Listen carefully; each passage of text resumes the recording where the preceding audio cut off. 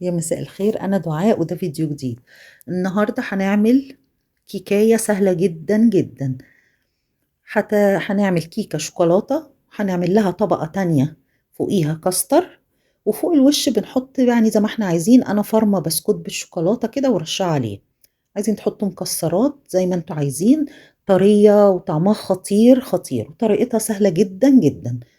أول حاجة الطبقة الأولانية الكيكة هنحضر لها 2 بيض يكونوا بره التلاجة. هنحط لهم باكو فانيليا. والكيكايه دي معتمده على المعلقه دي اللي انتوا شايفينها. هنستعمل من كل حاجه 5 معالق. يعني انا حاطه 5 معالق سكر. هحط 5 معالق لبن. من كل حاجه هتبقى 5 معالق. وهي كده الكيكه بس ما فيهاش اي حاجه.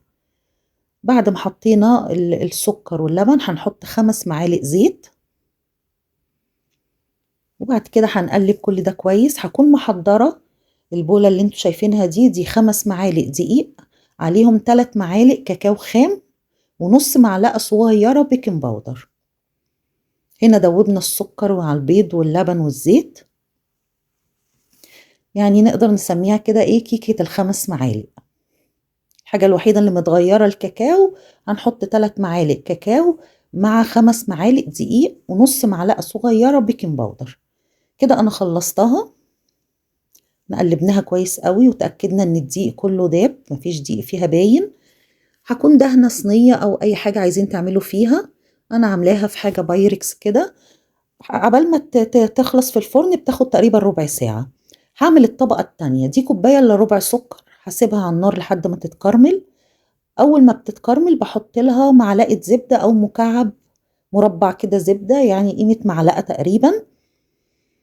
اول ما الزبدة بتسيح بكون جايبة علبتين دانت شوكولاتة، اللي هو البودنج بتاع دانت. هفضيه عليهم. علبتين دي الطبقة التانية للكيكة. هقلبه شوية في السكر والزبدة. وبعد كده هوريكم محضرة ايه علشان نكمل بقية الطبقة. كده حطيت انا علبتين الدانت هقلبهم. وبعد كده هنشوف هنحط عليهم ايه. انا جايبة هنا ده نص كيلو لبن، هحط له معلقتين ونص نشا.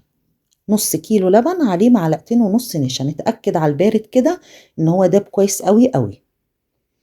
بعد كده هفضي ده على السكر اللي مكرملينه بالدانت وقطعة الزبدة.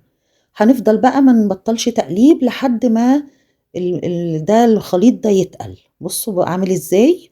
طبعا مش عايزه اقول لكم الدانت يعني بيودي طعمه في مكان تاني خالص خطير. هو النشا باللبن وكده وطعمه حلو قوي، بس الدانت مع كرملة السكر مخلي الطعم خطير. هنا الكيكه طلعت وهي دافيه بخرمها. وبكون محضره نص مج لبن عليه باكو نسكافيه البلاك. هدوبه كويس وهشرب بيه الكيكاية وهي دافية، ما استناش لما تبرد.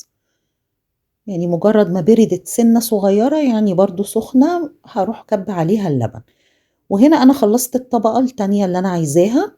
برضو لما هدى شوية فضيتها عليها. انا ما نقلتهاش، هي نفس الحاجة اللي انا عاملة فيها الكيكة في الفرن. فوق الوش بقى زي ما انتوا عايزين. انا زي ما قلت لكم يعني انا طحنت بس بسكوت بالشوكولاتة كده. عايزين تحطوا مكسرات زي ما انتوا عايزين. كده خلصت. تسقع شوية ومش عايزة اقول لكم على طعمها عامل ازاي. طعمها خطير، يعني انا ممكن اقعد اكلها كده كلها من حلاوتها، خفيفة جدا. ويا رب تكون عجبتكم. ميرسي جدا جدا على المتابعة. يا رب تكون الفيديوهات بتعجبكم. لو عجبكم الفيديو نشترك في القناة ونفعل الجرس.